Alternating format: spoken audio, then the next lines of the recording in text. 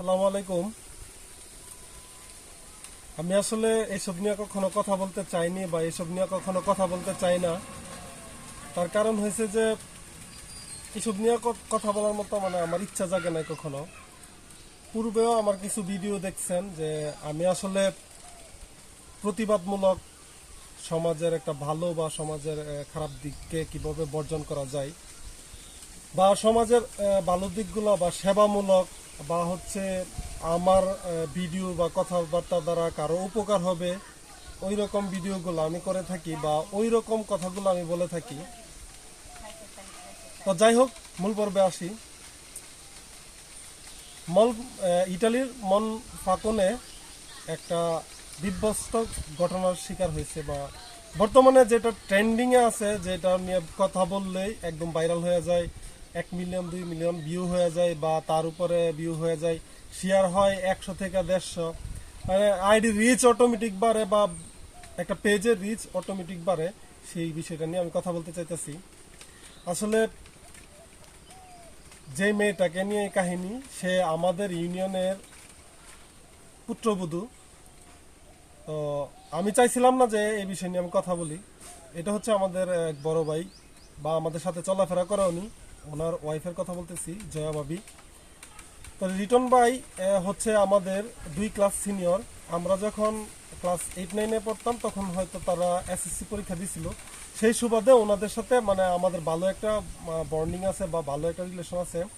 ওনার সাথে উঠা বসা বা উনি দেশের বাইরে যাওয়ার আগে, উনি দেশের বাইরে যাওয়ার পরেও, যখন উনি ইটালিতে গেছিল, যাওয়ার পরে উনি যখন আসছে গত 2-3 বছর আগে আসছিল, 2.5-3 বছর হবে আসছিল, তখনও কল দিত, মেসেজ দিত, কই আসস, বাজারে আয়, আয় আড্ডা দে, আয় পীরপুর মাজারে যাই, ফালুসার মাজারে যাই, ল্যাংকার মাজার যাই, এনে দেখেন যায় বিরিয়ানি করে খাই, এটা করে খাই, এটা করে খাই।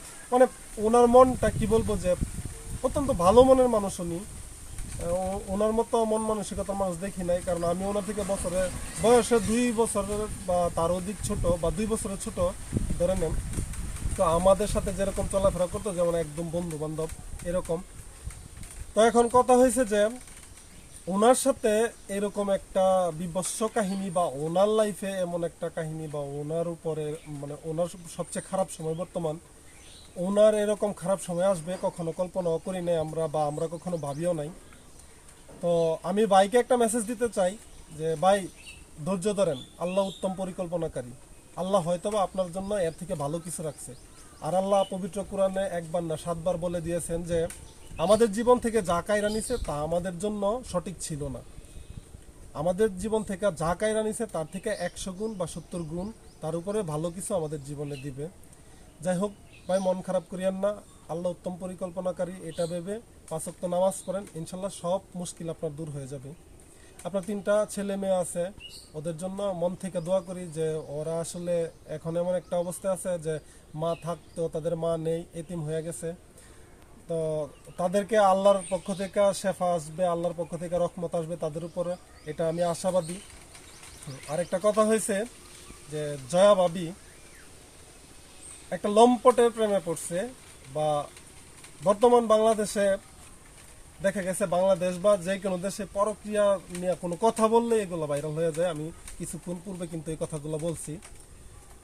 ট্রেন্ডিং এ ভিডিও বলেন, ছবি বলেন, পোস্ট বলেন, এইসব কিন্তু ট্রেন্ডিং এ বর্তমানে আছে হচ্ছে যে পরক্রিয়ার যে বিষয়টা এটা, আর হচ্ছে দর্শনের যে বিষয়টা ওইটা।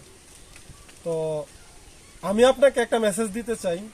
আপনার সম্পূর্ণ কথা আমি শুনলাম, আপনি এই পর্যন্ত যতবার লাইভে আসছেন বা ভিডিওতে বলছেন, আমি মনোযোগ সহকারে আপনার কথাগুলো শুনছি।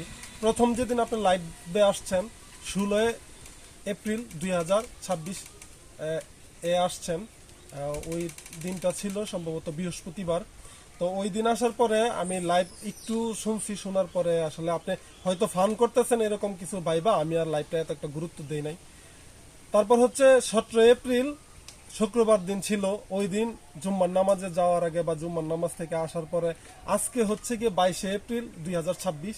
তো আজকে পর্যন্ত এটা নিয়ে অনেক অনেক সস্তা কন্টেন্ট ক্রিয়েটর, এক কথা যাদেরকে সস্তা কন্টেন্ট ক্রিয়েটর বলা হয়, তাদের বিভিন্ন কন্টেন্ট আমি শুনতেছি বা তাদের বিভিন্ন লেখা, বিশেষ করে কিছু আপুরা যে সব লেখা লেখছে বা যেই সব কন্টেন্ট তৈরি করছে এটা দিয়ে, মানে টোটালি ফানি কন্টেন্ট।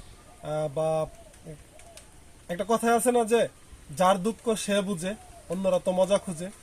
ব্যাপারটা হয়ে গেছে এরকম যে আপনার দুঃখ নিয়ে মানুষ মজাই খুঁজতেছে এখন। আপনি একটা ভিডিওতে আমি দেখলাম যে নাদিম উদ্দিন ব্লগস, ওর কথাগুলো আমার খুব ভালো লাগছে। ওর ভিডিওগুলো আমি প্রায় সময় দেখি। ওরা যেহেতু ইটালিতে আছে, বা ওর কথাবার্তাগুলো ভালো লাগে, বা ওর কথাবার্তাগুলো ভালো লাগছে। একটা ভাইয়ের কাছ থেকে ইন্টারভিউ নিতে গেছে, উনি বলতেছে যে একটা মেয়ে সে ভুক্তভোগী হতে পারে, সে আর যাই হোক না কেন, সে ভালো হোক খারাপ হোক, আর এক হাতে কখনো তালি বাজে না, সে ভুক্তভোগী হতে পারে। এখানে ছেলে মেয়ে উভয়ের দোষ আছে। শুধু মেয়েটাকে যে আপনারা দোষারোপ করতেছেন, বিশেষ করে আমি কন্টেন্ট ক্রিয়েটর ভাইদের এবং বোনদের বলতে চাই, আপনারা যে ভিউ ব্যবসা করে টাকা কামাইতেছেন, এই টাকা রোজগার করে এখান থেকে তো আপনারা আর্নিং করতেছেন, তাই না? আপনারা ডলার কামাইতেছেন, এই ডলার থেকে তো টাকাগুলা তুইলে আপনার ফ্যামিলিকে খাওয়াবেন, তাই না? আগামীকালকে আপনার বোনের সাথে যে এটা হবে না, এটার কি প্রমাণ আছে বা এটার কি ইয়ে আছে আপনার কাছে, সোর্স আছে যে আপনার বোনের সাথে হবেই না? বা আপনি একটা মেয়ে মানুষ যে এটা নিয়ে হাসি তাচ্ছল্য করতেছেন, এটাকে মজার ছলে নিতেছেন, একটা মানুষের কষ্ট। মানে একটা মানুষ যদি পাগল হয়ে যায়, সে কিন্তু তার মায়ের পরিচয়, বাবার পরিচয়, তার স্বামীর পরিচয়, তার স্বামীর পরিবারের পরিচয়, তার পরিচয়, সে তো তার পরিবারের কাছে বা তার স্বামীর পরিবারের কাছে নিজের ইজ্জত বা নিজের সম্মান যতটুকু নষ্ট করছে। দেশবাসী বা একটা সোশ্যাল মিডিয়া, ফেসবুক আইডি বা একটা ফেসবুককে পোস্ট করা, এসব নিয়ে মানে এটা যে কতটা নিকৃষ্ট বিষয় বা এটা যে কতটা কষ্টের বিষয়, একমাত্র যার কষ্ট সেই বুঝে। তো সে তার সবকিছুকে পিছনে রাখা ডুবায় সে সুষ্ঠু বিচারের জন্য পোস্ট করছে বা সবার কাছে বিচার চাইছে। আপনারা এটার বিচারের বদল কি করতেছেন, যে ওনাকে নিয়ে ট্রল করতেছেন, বিভিন্ন ট্রল করতেছেন বা বিভিন্ন কথা বলতেছেন। যাই হোক, তো আমি আপনাদেরকে অনুরোধ করব, কারো কষ্ট নিয়ে এভাবে মজা করবেন না। আপনার উপর আসতে কিন্তু বেশি দিন লাগবে না। একটা কথা মনে রাখবেন যে আল্লাহ ছাড় দেয়, ছেড়ে দেয় না। তো আপনারা ভিউ ব্যবসা করে ভিউর টাকা ইনকাম করে নিয়ে আপনার ফ্যামিলিকে খাওয়াবেন, তাদের সাথে যে এরকম কাহিনী হবে না, তার কি উপযুক্ত প্রমাণ আছে আপনাদের কাছে? নাই। অতএব আমি মনে করি যে জয়া ভাবি দুষ করছে, অবশ্যই দুষ করছে বা ভুল করছে। মানুষ যখন ভুল করে বা দুষ করে, তখন সে যখন একটা পাপ করে, সে পাপের প্রায়শ্চিত্ত করতে চায়, তখন তাকে সুযোগ দেওয়ার দরকার। আর অপি শেখ ভাই, তোরে লাল সালাম। তিন সন্তানের মা রে তুই ফাসলা যা করছ ভাই, আল্লাহ তোর বিচার কেমনে করবো তুই নিজেও কইতারতি না। আর বিশেষ করে আমাদের কিছু মা বাবা আছে বা গার্জিয়ান আছে, আমাদের মানে লজ্জা নাই। আমরা সন্তান কিভাবে জন্ম দিছি আমাদের এটা মনে নাই। আমাদের সন্তান যে জন্ম নিছে একটা পচা পানি থেকে, এটাও মানে আমাদের মনে নাই, আমরা ভুলে গেছি। ঠিক আছে? যখন ছেলে বা কোনো মানে পিতা মাতার সন্তান ইউরোপে যায়, যাওয়ার পরে তা কাজে নামলেই 1 লাখ টাকা বেতন, 1 লাখ থেকে 2 লাখ, 2.5 লাখ, 3 লাখ, যে যত কামাইতে পারে। ছেলে এবার গিয়া সেরা মানে নডি খানায় ফেরা থাকুক বা বেডি খানায় ফেরা থাকুক, এটা দেখার বিষয় না। কত হয়েছে মাস শেষে আমার 1 লাখ 1.5 লাখ টাকা দেয় আমার ছেলে যে অপকর্ম করতেছে, এটা কোনো অপকর্ম না, টেহাদা গিরালাম।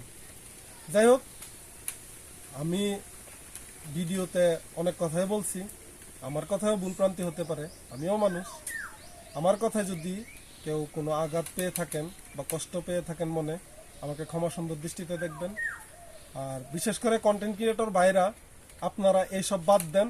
নিজের কন্টেন্ট অর্থ হচ্ছে নিজের প্রতিভা, ক্রিয়েটর তো হচ্ছে তুলে ধরা বা এটাকে সাজানো। তো নিজের প্রতিভা যদি আপনারা তুলে না ধরতে পারেন, তাহলে অন্যের দুঃখকে তুলে ধরবেন না, অন্যকে মজা তাচ্ছিল্যের কথা বলবেন না, অন্যের কষ্টটাকে নিজের গায়ে লাগান। আসলে আপনার সাথে যদি এটা ঘটে যেত বা আপনার ফ্যামিলিতে যদি এটা ঘটে যেত, তাইলে আপনার কতটা কষ্ট লাগতো, ওইটা একবার চিন্তা করে এসব বাদ দেন। অন্য কিছু নিয়ে ভিউ ব্যবসা করেন, অন্য কিছু নিয়ে কন্টেন্ট তৈরি করেন। যাই হোক, সবাই ভালো থাকবেন। আসসালামু আলাইকুম।